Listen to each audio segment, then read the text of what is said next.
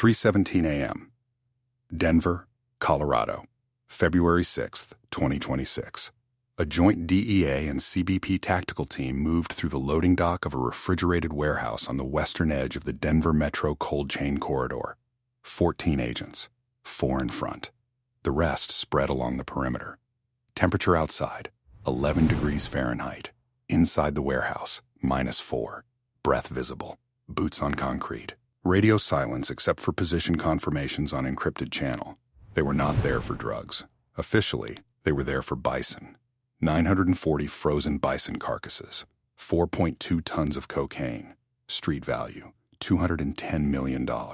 All of it hidden inside animals that had cleared every inspection checkpoint between southern Manitoba and Colorado without a single red flag. Then a CBP agriculture specialist at the Sweetgrass, Montana port of entry, running a routine spot check reweigh while a Border Patrol truck idled nearby, flagged a 2.4 kilogram discrepancy on a single carcass. She pulled it from the line and filed an anomaly note. That number, 4 kilograms, should not have mattered. The allowed variance on a processed bison carcass is plus or minus 6 kilograms, accounting for moisture loss, processing variation, and handling. The specialist filed her note, cleared the load, and moved on. Standard procedure. The shipment rolled south toward Denver. But she kept the note. 3 weeks later, when a second weight anomaly appeared on a shipment from the same importer, she sent both up the chain.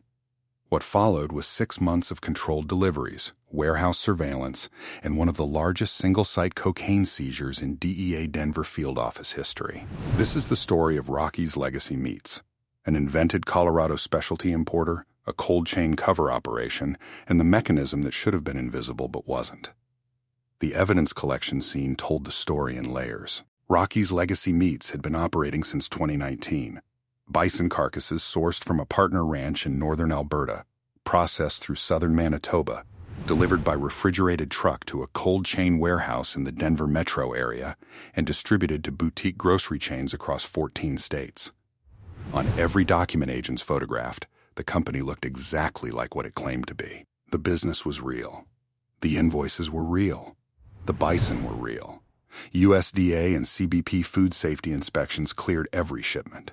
Every carcass weighed within expected tolerance. Every phytosanitary certificate matched. Every cold chain temperature log was clean. On paper, Rocky's Legacy Meats was exactly what its paperwork said. Refrigerated trucks pulling in and out of a cold chain warehouse on the Denver metro fringe, carcasses on hooks, invoices stamped and filed, a regional specialty importer moving premium bison protein to upscale restaurants across 14 states. Underneath, it was a $210 million pipeline. The mechanism had been engineered over roughly 2 years. Cartel processors in Sinaloa were producing cylindrical cocaine bricks, 4 kilograms each, pressed to 92% purity, shaped to a consistent diameter. The bricks were not wrapped in foil or plastic in the conventional sense. They were coated in a food-grade sealant and frozen to the same temperature as the surrounding meat. At a diversion facility in southern Manitoba, operating as a secondary processing and cold storage contractor. A crew would receive Alberta-processed bison carcasses from the legitimate supplier. The carcasses arrived cleaned, gutted, and ready for distribution. At the diversion facility, the abdominal cavity was reopened. 1 to 3 bricks were inserted depending on carcass size. The cavity was resealed. The carcass was refrozen, solid, to -18 degrees Celsius. Refrozen solid. The bricks were invisible to visual inspection. On X-ray, frozen cocaine at -18 degrees produces a density signature nearly identical to frozen muscle tissue. The carcasses weighed within tolerance. Because the operation had calibrated the brick weight against the expected moisture loss variance for bison of that size range, the weight was accounted for. The discrepancy was designed to disappear inside the noise. For nearly 2 years, every shipment cleared. Border Patrol trucks waved the loads through. The manifests matched. The carcasses hung on hooks in a licensed cold chain facility. The system saw nothing wrong. The court transcripts in this case run over 400 pages. One detail in those transcripts stuck with me. The operation moved an estimated 9.3 tons of cocaine through this channel before the first anomaly was flagged. 9.3 tons. through a frozen bison supply chain into premium restaurant and grocery distribution across 14 states. I spent hours going through the logistics documentation filed with the indictment. The efficiency of the system was not accidental. Every element, the choice of bison specifically, the premium market positioning, the distribution through legitimate restaurant supply chains, was a deliberate friction reduction strategy. Bison importation is lower volume than beef, less scrutiny. Premium positioning meant the importer's customers were not the kind of buyers who compared invoices or questioned sourcing anomalies. The whole architecture was designed to be boring, invisible, routine. At the CBP port of entry at Sweetgrass, Montana, a Customs and Border Protection agriculture specialist named in the case file as a federal civilian employee processed an average of 40 to 60 cross-border food shipments per week. On October 14, 2025, she was conducting spot check reweighs on a Rockies Legacy Meats consignment. Routine work. CBP agriculture specialists conduct spot check reweighs on food shipments as a standard anti-fraud and phytosanitary measure. The procedure is not targeted. It is random. She weighed carcass number 7 in the batch. The manifest listed the carcass at 61.4 kilograms. The scale reads 63.8, a difference of 2.4 kilograms. She noted it. She cross-referenced against the allowed variance threshold. The carcass was within the outer edge of tolerance. She cleared the load. She filed the note in the Federal Agriculture Inspection Database. Then she moved on to the next shipment. 3 weeks later, on November 4, 2025, a second Rockies Legacy Meats consignment came through Sweetgrass. She was not the inspecting officer that day. A different CBP specialist processed the load. But a routine database query flagged the importer for a second spot check because the prior anomaly note had attached a soft flag to the company's profile. The second shipment produced 3 weight variances on spot check, 2 of them outside the allowed tolerance. The second specialist escalated. Within 48 hours, both anomaly reports were in the hands of a CBP field supervisor in Great Falls, Montana. The supervisor ran the company profile. Clean record. No prior enforcement actions. 7 years of compliant cross-border food importation. USDA certified product. Everything looked legitimate, but 2 anomaly clusters in 3 weeks was not random. The supervisor forwarded the file to DEA Denver. What's most surprising about this case isn't the scale of the operation. It's that the break came from a 2.4 kilogram weight note filed by a CBP agriculture specialist who wasn't even looking for drugs. She was looking for invoice fraud. DEA Denver special agent in charge reviewed the Rockies Legacy Meats file on November 9, 2025. The file at that point was thin. 2 weight anomaly reports, a 7-year-old importer with a clean compliance record, a cold chain distribution network serving premium market clients in 14 states. There was no drug connection in the file. There was only a weight pattern that didn't fit. At the field office, agents pulled the import records and laid them out. Rockies Legacy Meats ran 4 to 6 shipments a month during peak season, 2 to 3 through summer, 40 to 90 carcasses per load. The numbers penciled out to 800 to 1,200 carcasses a year, a volume that fit neatly on a manifest and drew no second look from the agents who stamped those manifests at the border. Cross-referencing against USDA food safety inspection records, the office found something. Over the prior 18 months, 7 Rockies Legacy shipments had received minor weight variance notations during USDA processing inspections.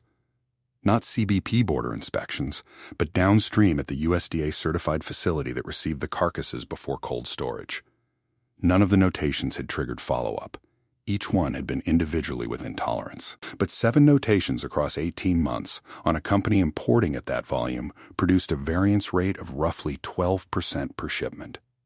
Agents pulled the prior manifests from the evidence collection files. Industry average for weight variance notations on bison carcass imports ran 2 to 3% per shipment, a threshold the Rockies Legacy loads had consistently tracked just under, shipment after shipment, for 2 years.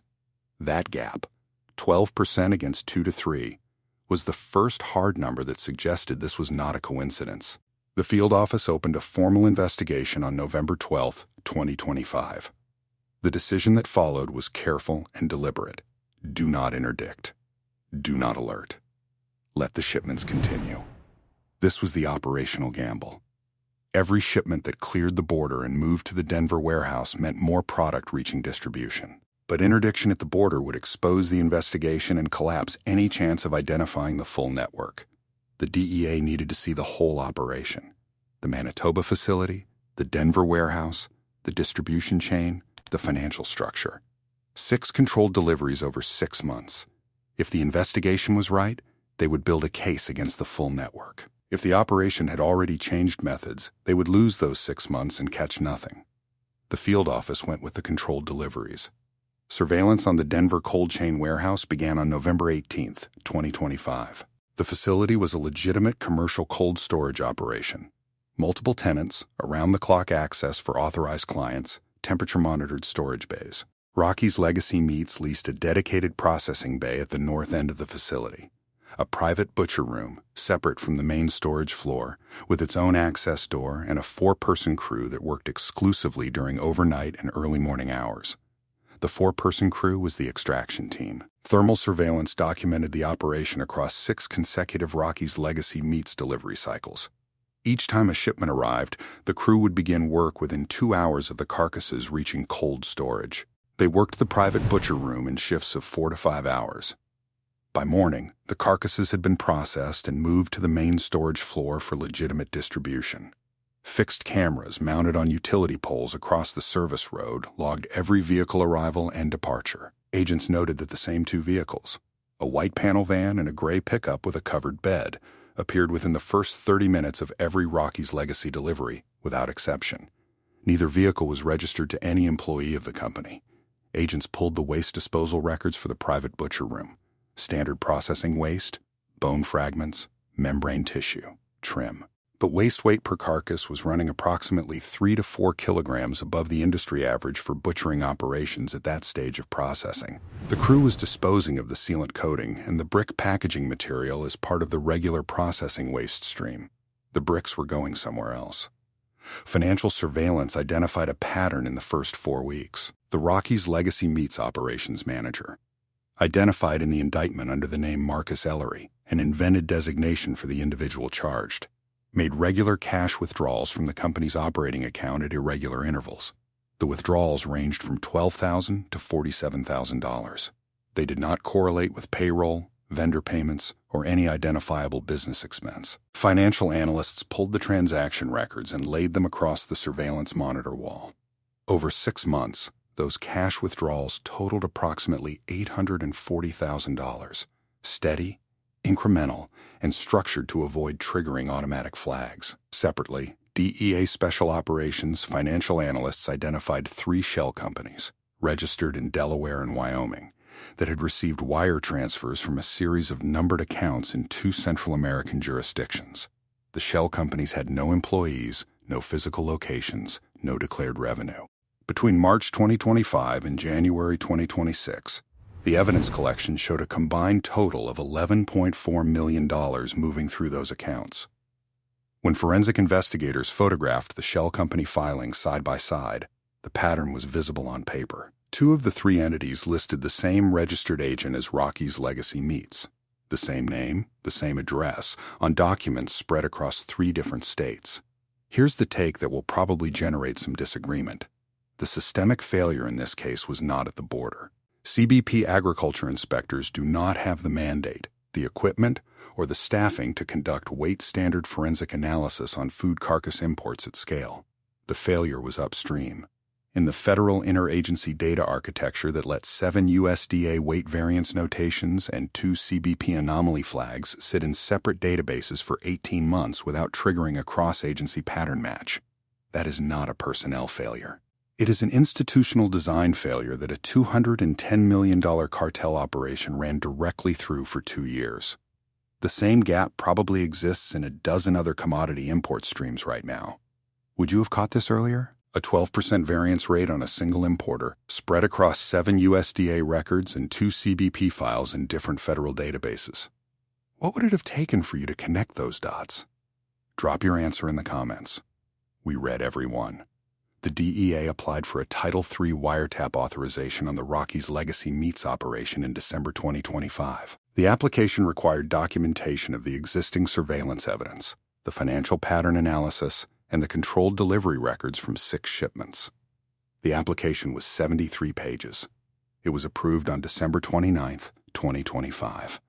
Wire intercepts went live on January 3, 2026. Within the first 2 weeks, investigators identified communications between Marcus Ellery and 2 individuals in Canada, one in Winnipeg and one identified as operating from the southern Manitoba area. A third set of communications connected to a number in Sinaloa State, Mexico, routing through 2 intermediary numbers in Sonora. The Winnipeg contact was coordinating logistics for the Manitoba diversion facility. The Manitoba contact was the facility operator. The Sinaloa number was never answered during monitored periods, but it received text confirmations in a coded format that the DEA cryptanalysis team decoded over approximately 10 days. The code was simple. Confirmations used livestock weight terminology. A message reading 60 head, average weight on target, meant a shipment of 60 carcasses with the full insertion load completed. A message reading short on 2 meant 2 carcasses in a shipment had not received the full insertion load, typically because of carcass cavity size variation. Investigators now had the full chain: Sinaloa sourcing and production, Manitoba insertion and refreezing, Denver extraction, and onward distribution. The onward distribution was the piece that had not yet been fully mapped. Intercepts in the final 2 weeks of January 2026 identified 2 Denver area receiving contacts who collected product from the Rockies legacy extraction crew after each processing cycle. One contact appeared to be coordinating distribution to Colorado, Utah, and New Mexico. The second was handling shipments going east. Kansas City and Chicago were mentioned explicitly in 2 intercepts. The case was bigger than a single warehouse operation. The distribution network extended across at least 7 states. The field office now faced a decision: move on the warehouse and take what was confirmed, or extend surveillance to map the full distribution chain and risk the operation going dark. The decision was not simple. Every week of extended surveillance was another week of product reaching distribution. The 6 controlled deliveries had already allowed 9.3 tons to move through the pipeline before the investigation began. Extending further meant more product on the street. One detail from the case file stuck with me: the field supervisor's notes from the January 28, 2026 operations meeting reference a specific concern.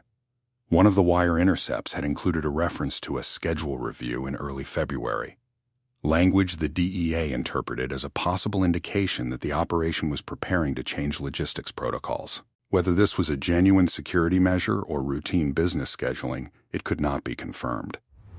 The field office set the raid for February 6, 2026. Whatever the schedule review meant, they were not going to find out by waiting. There was one problem. The Manitoba diversion facility had not yet been confirmed for simultaneous takedown.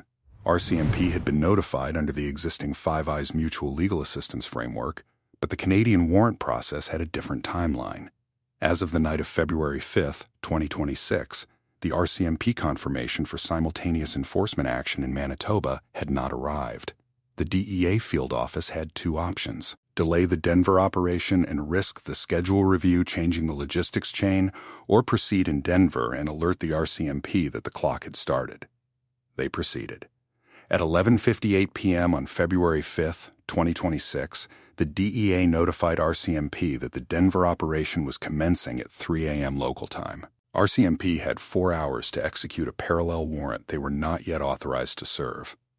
RCMP moved on the Manitoba diversion facility at 6:47 a.m. Central Standard Time on February 6, 2026, approximately 3 hours and 30 minutes after the Denver raid began. It was not simultaneous, but it was fast enough. At 3:17 a.m., the DEA and CBP tactical team breached the private butcher room at the Denver cold chain facility. The extraction crew was in the middle of a processing cycle. Carcasses were open on the work tables. Bricks were stacked in a portable refrigerated transport case near the north door. The crew made no attempt to resist. 4 individuals in custody within 90 seconds of breach. Marcus Ellery was arrested at his residence in Aurora, Colorado, at 3:24 a.m. He did not answer the door. Agents entered under the warrant. He was found in the kitchen. He said nothing. Over the next 4 hours, the full cold storage inventory of the Rockies Legacy Meats Bay was processed by the forensic team. 940 carcasses. Of those, 612 contained cocaine inserts. Total weight of cocaine recovered from the warehouse, 4.2 tons. The portable transport case near the north door contained an additional 140 kilograms, already extracted from the current processing cycle. In Manitoba, RCMP found the diversion facility partially operational. 2 workers were detained. The facility operator, the individual receiving communications from Ellery, had left the premises approximately 6 hours before the RCMP arrived. His vehicle was found at Winnipeg James Armstrong Richardson International Airport. He had boarded a flight to Mexico City via Dallas at 11:15 p.m. on February 5, 2026. He boarded that flight before the DEA's midnight notification to RCMP. Whether he had advance warning of the investigation or made a coincidental travel decision on the night of the raid has not been established in any court filing. He remains at large. The Winnipeg logistics coordinator was arrested at a residence in the west end of Winnipeg on February 7, 2026, one day after the Denver operation. His communications records filled in the logistics chain.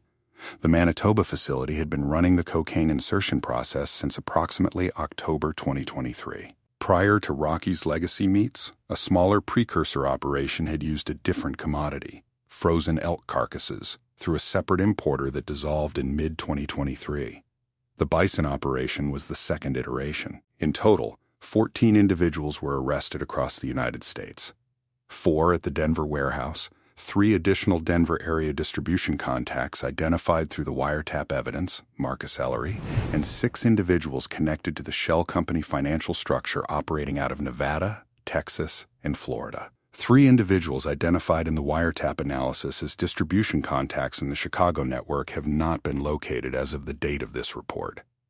Federal arrest warrants remain outstanding.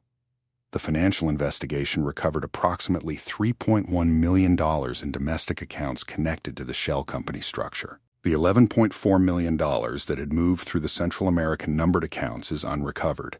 DEA financial analysts estimate the full operation generated between $60 and $80 million in proceeds during its active period in the Denver configuration. The gap between $60 to $80 million in estimated proceeds and $3.1 million recovered is not unusual for cartel-connected operations at this scale.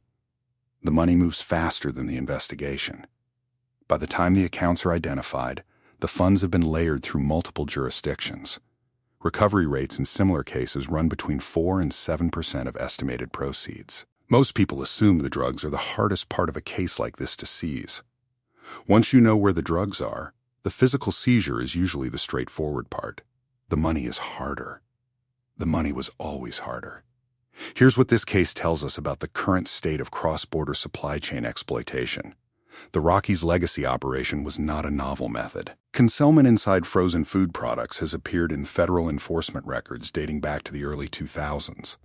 What was different here was the calibration, the weight matching, the density signature management, the multi-year operational patience, the use of a commodity stream with genuinely lower inspection pressure, bison versus beef or produce.